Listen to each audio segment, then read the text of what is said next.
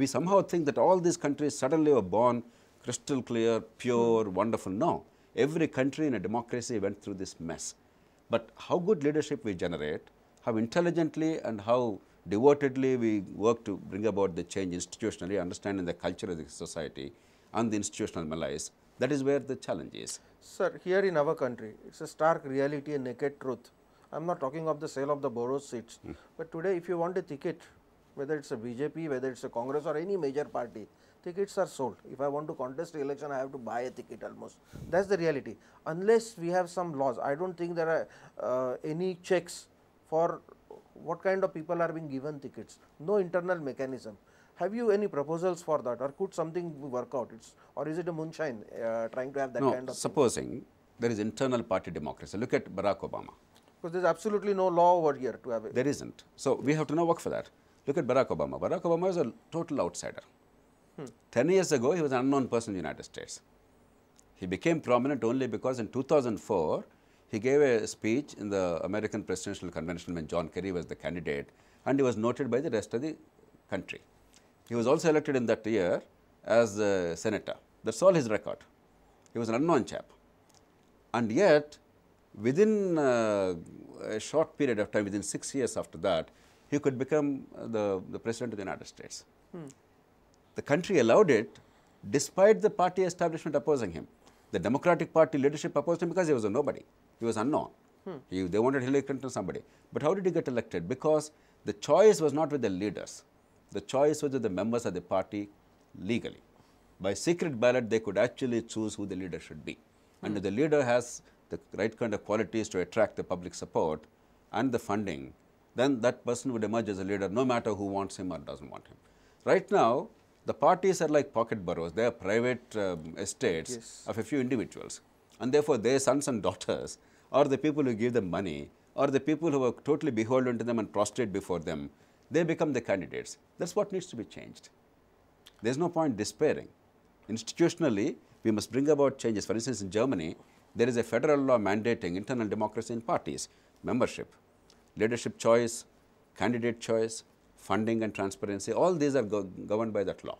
And unless we have mechanisms like that, which are monitored independently, it will not happen overnight dramatically very well, because even if you institute democracy in parties, things will not change overnight. We must not despair. But over a period of time, that culture will seep in and parties will become truly platforms for people's participation, not private estates. Doctor, your namesake, the great Jayprakash Narayan, who gave us second freedom in India, he spoke of, he advanced the concept of a partyless democracy. What is your take on that? It is not practical. All over the world, we must understand, we require some vehicles for political participation.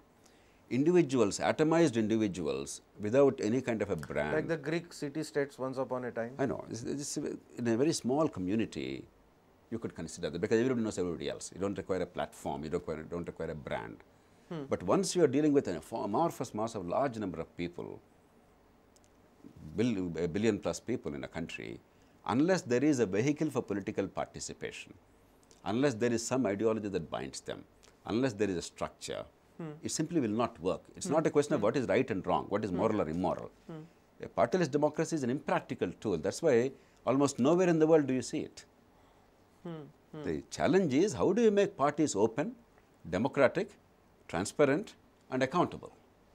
And how do you ensure that there is real competition and an honest competition between parties, so that the people can make informed choices, but not having no parties? It doesn't really help. Now, you formed a political party, that is the Lok Satta party, that is much before the Aam Aadmi party. And one of the nicest things you said on your website was that you don't have to every time contest an election to be in politics. So, like, what are the alternatives? How does a citizen not merely remains a spectator? First of all, what is politics about?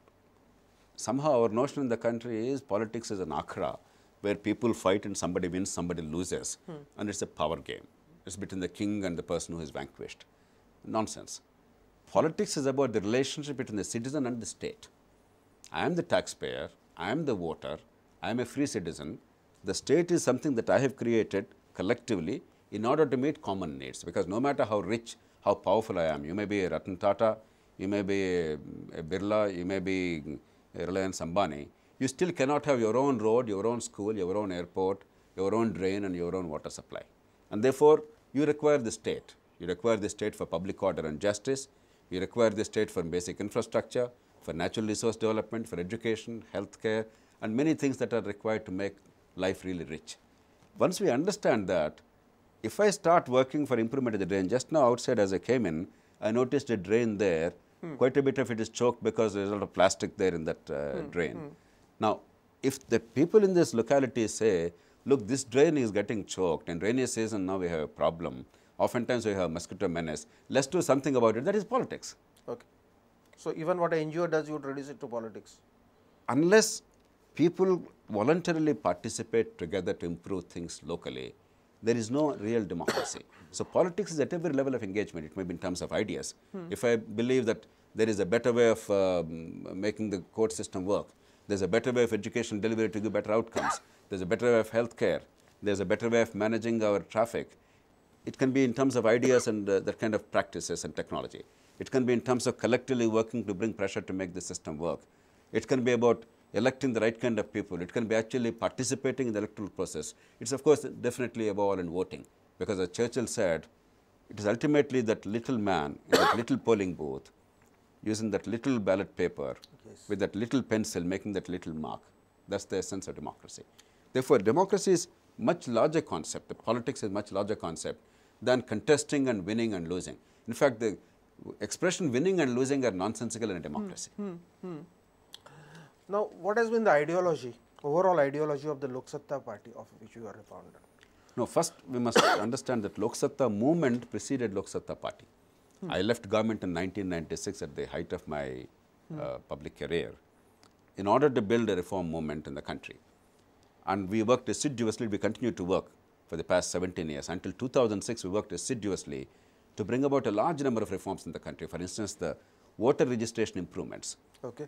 Though it's not perfect yet. Can you elaborate on that, voter registration? No, we did enormous surveys way back like what is the present system and what are the changes? In 1998, 99, we did enormous surveys across the country. We found horrific errors. We found 15% errors in rural areas and 44 to 45% errors in urban areas. Errors defined as the right name not included or the wrong name included. Together, urban areas 45%, sometimes it went up to 70 to 80%, but I am taking a modest average. And rural areas 15%. Are these deliberate lapses or these are the things which happen? Some cases may be also deliberate, but just general incompetence of the system and non-transparency of the system. Though on paper it's all nice, if you actually see the rules, everything appears nice, but there is no permanent, citizen-friendly, accessible, transparent, verifiable mechanism. So you are at the mercy of a few small bureaucrats who may or may not include your name. So many people have their identity cards. You go to the polling station, suddenly you find that your name doesn't appear. You voted in the last election, next election your name is not there. Yes. You are not even aware of what's happening. That happens and there is no means of knowing also. Yes. On paper the means exist, but it never really works. So we worked very hard, tirelessly to persuade the Election Commission, to make the post offices the nodal agency for voter registration. Even now it's not perfect, but off and on they're using post offices. And we worked very hard to create a much more robust mechanisms. Now therefore, they have what is called booth level offices, BLOs. And now the voter identity system is, but only after we started that effort did they make voter identity system mandatory all over the country. Until that time even that was not there. And now in the electoral rolls, even the photograph of the voter is included. So there are many safeguards, therefore a lot of false voting has disappeared, but still there are errors, particularly in urban areas. If they really make the post office as the nodal agency, where you can go there, verify at any point of time of your choice, file an application, and they in turn will register and inform the Election Commission authorities and give you the identity card. If the system is permanent, then anybody in the country can access that office, because post office is one very accessible, very friendly, generally non-corrupt institution. And unfortunately, even the Election Commission is not doing enough for that. It's not entirely politics that is wrong. What prevented the Election Commission from doing what is right? See, just because people talk from rooftops, it doesn't become right. Many institutions in the country are failing us because they are simply too inert. They are wedded to old practices. There is no corrupt or malicious intent there.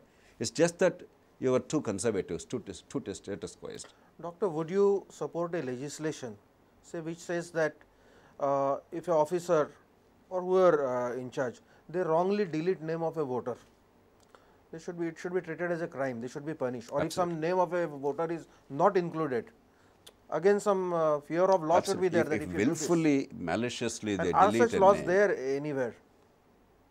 even now, if there is no specific law with regard to this, but there is a willful obstruction of electoral process, it is a culpable offence.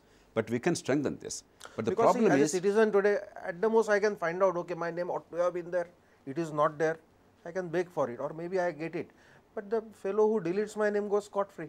Then no liability is fixed at all. the problem is it's very difficult to prove malicious intent. You are a lawyer. At best you can prove negligence. And in India, negligence is not at all taken as a crime, because almost everybody in the country in public office is guilty of negligence. Therefore, while we strengthen the law, and I entirely agree with you, we have to strengthen the law so that the onus is on them. In addition, create a permanent, verifiable, easy, accessible mechanism. And to me, the best candidate is the post office. And anybody should be anytime able to go to the post office, verify whether the name exists or not. If not, quickly file an application on the spot, and within 15 days or so, get the voter identity card. If that system is perfectly in place on a permanent basis, a lot of the problems can be settled. It will never be perfect, but it will be as good, as close to perfection as possible. So, a lot of people don't vote today in India. In fact, more number of people don't vote than people who vote. What is it? They find their vote worthless, or they are irresponsible, therefore they are not voting. No, I would not categorize them as irresponsible, partly because they are maybe somewhat disenchanted about democracy, partly because they don't think it matters who wins or who loses for them, because they are beyond normal vulnerability of a citizen in a democratic system, partly because, and I am sorry to say this, they think it's infra-dig to stand in queue along with the commoners and their own servant mates, because in a democracy everybody is equal. So, some people still don't have this notion of equality, no matter what we say, partly because of that. A variety of reasons, partly because they are busy with work, and therefore a few hours of work is probably more precious than standing in queue, etc. A large number of reasons. But I think we must persuade our fellow citizens to vote, and therefore I am inclined to agree with those who argue that there should be a compulsory voting system. Doctor, we will revert back to that. Now we will be reaching that segment, we will be putting our citizens on trials, not just politicians. Did I say we will take a break? Yes, in a larger sense, we have to take a break. The entire nation has to take a break from a mindset that we the citizens cannot be wrong. There is no fault lying at the doors of we the citizens. It is only the politicians who are responsible. It is only the bureaucrats who are doing things wrong, and therefore there is a mess in the nation. I think if that has to happen, the citizens will have to be on a trial also. And yes, we will do it in the next part.